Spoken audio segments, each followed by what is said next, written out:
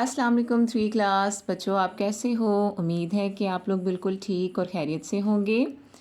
बच्चों, आप सब जानते हैं कि अब लॉकडाउन स्टार्ट हो गया है और स्कूल जो है वो क्लोज्ड हैं और हम लोगों ने काम भी करना था, हम लोगों ने स्टडी भी करनी थी। तो इसलिए कि आपकी स्टडी का हर्ज ना हो तो हम लोगों ने ऑनलाइन क्लासेस स्टार्ट कर दी है। तो अब आप लोगों ने आपको जो भी हम काम दें तो आपने डेली बेसिस पे काम करना है और आप लोगों ने काम भी करना है और साथ साथ जो है वो याद भी करना है, ठीक है। तो अब जो है सब बच्चे अपनी उर्दू की बुक खोल लें। उर्दू की बुक खोलेंगे हम लोग और आज हम पढ़ने वाले हैं सबक नंबर 1 हम्द। क्या पढ़ेंगे हम लोग? सबक नंबर 1 हम्द। और सबसे पहले हम लोगों ने इसे तलफ़्फ़ुज़ के साथ पढ़ना सीखना है। तो पहला लफ्ज़ देखें, समय। समय का मतलब होता है वक्त। संसार, ये जहाँ, दुनिया। निखारे मतलब खूबसूरत। वहदत, एक। सवारे, सजाए। और अज़मत, जिसका मतलब होता है बड़ाई या तारीफ़ करना। बच्चों, सबसे पहले आपको मैं हम्द का मतलब बता देती हूँ कि हम्द किसे कहते हैं। वो नज़्म जिसमें अल्लाह ताला की तारीफ़ बयान की जाती है वो क्या कहलाती है? हम्द कहलाती है। कोई भी नज़्म जिसमें अल्लाह की तारीफ़ हो रही होगी तो उसे हम क्या कहेंगे? हम कहेंगे हम्द। तो अब हम इसकी जो है वो पढ़ाई करते हैं। खुदा की कुदरत के हैं नज़ारे, ज़मीं पे फूल आसमां पे तारे। समय है ये कैसे प्यारे प्यारे, ज़मीं पे फूल आसमां पे तारे। इसमें आपको क्या कह रहे हैं कि अल्लाह ताला की कुदरत के नज़ारे हर जगह हैं।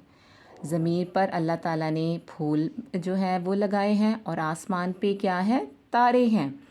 और हर चीज़ इस तरीके से लगी हुई है और कि जैसे लगता है कि ये इसी के लिए बनी है।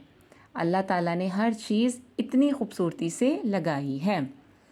आगे देखें, वो सारे संसार का खुदा है। वो कौन? अल्लाह ताला। संसार मतलब जहाँ, कि वो सारे संसार का खुदा है। सब उसकी कुदरत ही से बना है। उसी की कुदरत ने है निखारे, ज़मीं पे फूल आसमां पे तारे। कि ये सारा जहाँ अल्लाह ताला ने बनाया है और अल्लाह ताला ने ही ये सारी दुनिया को सजाया है, ठीक है। अब देखें, आपसे पूछ रहे हैं, ठहरिए और बताइए संसार बनाने वाला कौन है। संसार का मतलब मैंने आपको क्या बताया है? दुनिया। तो दुनिया को बनाने वाला कौन है? अल्लाह ताला। तारे कहाँ चमकते हैं? सब बच्चे बताएं, तारे कहाँ चमकते हैं? कहाँ चमकते हैं? आसमान पर। बताएं ये नज़्म हम्द क्यों है? क्यों है? क्योंकि इस नज़्म में अल्लाह ताला की तारीफ़ बयान हुई है और जिस नज़्म में अल्लाह ताला की तारीफ़ बयान हो उसे हम क्या कहते हैं? उसे हम कहते हैं हम्द, ठीक। अब नेक्स्ट पेज पे देखें, ये बाग ऐसे खिलाए किसने, चिराग ऐसे जलाए किसने। कि ये जो बाग हैं जिसमें हमें हर वक्त हर तरफ जो है वो फूल पौधे नज़र आ रहे होते हैं, वो किसने खिलाए हैं। और चिराग ऐसे जलाए किसने। अब हम जो दिया है वो जलाते हैं या हमें जो रोशनी नज़र आती है वो किसकी वजह से है। ये सब खुदा ही ने है सवारे, ज़मीं पे फूल आसमां पे तारे।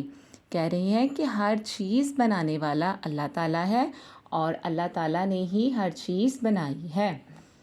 खुदा की अज़मत के गीत गाओ, खुदा की वहदत के गीत गाओ। कि अल्लाह ताला की बड़ाई के गीत गाओ और अल्लाह ताला को एक मानने के गीत गाओ। गीत किसे कहते हैं? नगमे को। खुदा की करते हैं हम्द सारे, ज़मीं पे फूल आसमां पे तारे। कि हर चीज़ जो है इस दुनिया की अल्लाह ताला की तारीफ़ बयान करती है और ये सब कुछ जो है वो अल्लाह ताला ने ही बनाया है। और इसको लिखने वाले जो राइटर हैं, जो شاعر ہیں وہ کون ہے؟ اختر شیرانی ہیں، جس نے یہ نظم جو ہے وہ لکھی ہے، ٹھیک ہے؟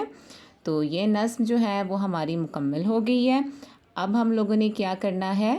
ہم لوگوں نے اس کا بک ورک کرنا ہے، اور بک ورک جو ہے وہ آپ لوگ اپنا پیج کھول لیں اور پیج نمبر جو ہے وہ 4 پر دیکھیں۔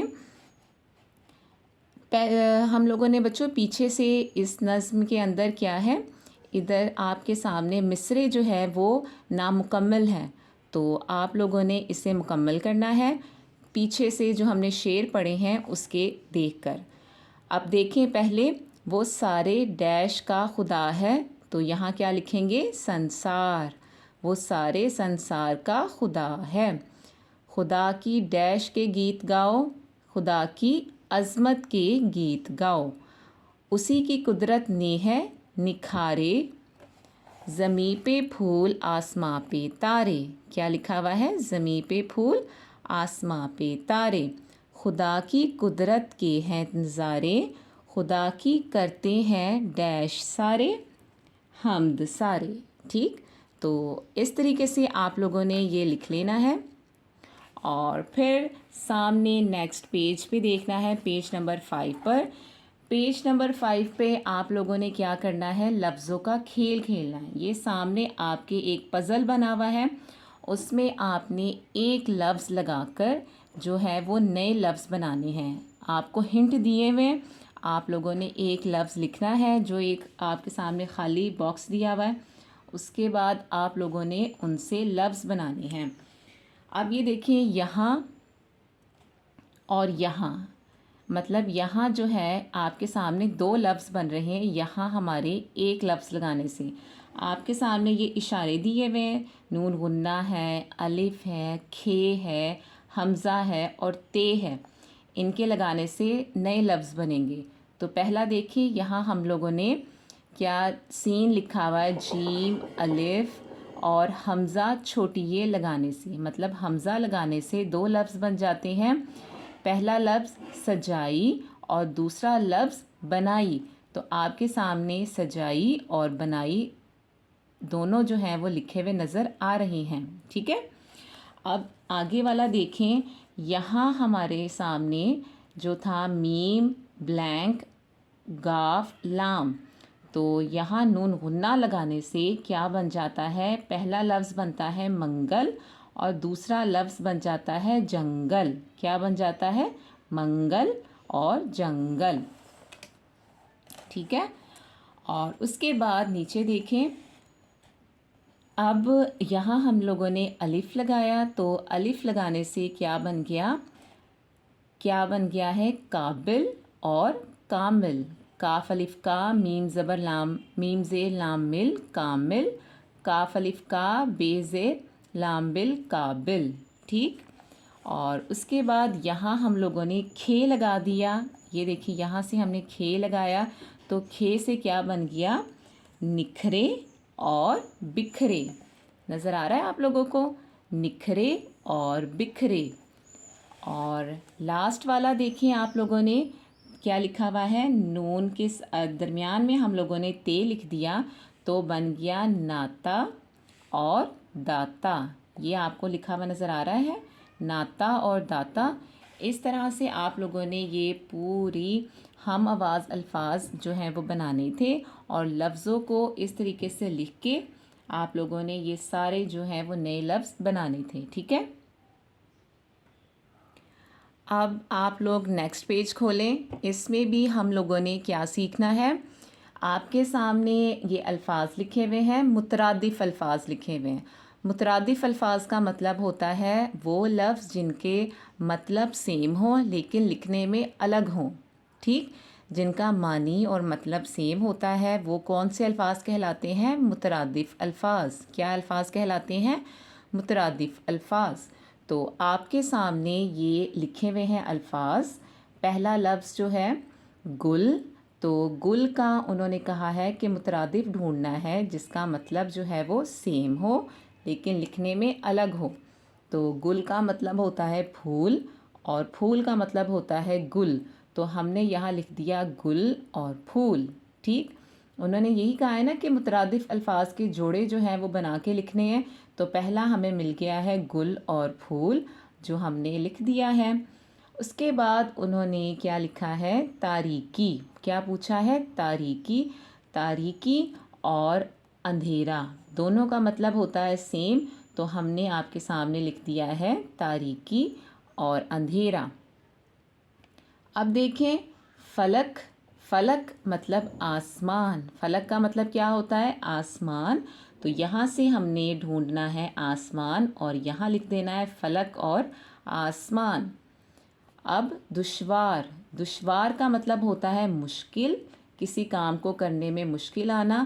تو یہ دشوار اور یہاں ہمیں مل گیا ہے مشکل، تو ایک اور ہمارا جو ہے وہ جوڑا بن گیا ہے. اب کیا ہے؟ حسین. حسین کا مطلب پتہ چلتا ہے کہ خوبصورت. تو یہاں لکھا ہوا ہے حسین اور ہمیں یہاں سے مل گیا ہے خوبصورت. تو یہاں ہم لوگ لکھ دیں گے حسین کا مترادف ہے خوبصورت.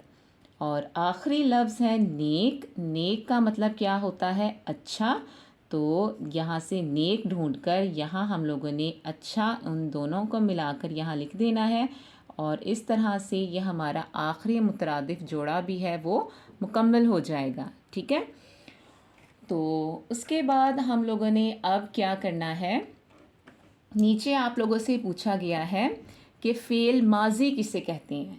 ٹھیک ہے؟ فعل ماضی کا مطلب بچوں ہوتا ہے فعل ماضی جو ہم لوگوں نے کام کر لیا ہو، جو کام ہم کر چکے ہیں، مطلب جو کام ہم نے کل کیا تھا وہ کہلاتا ہے فعل ماضی. مطلب آپ لوگ کل اسکول آئے تھے، تھا.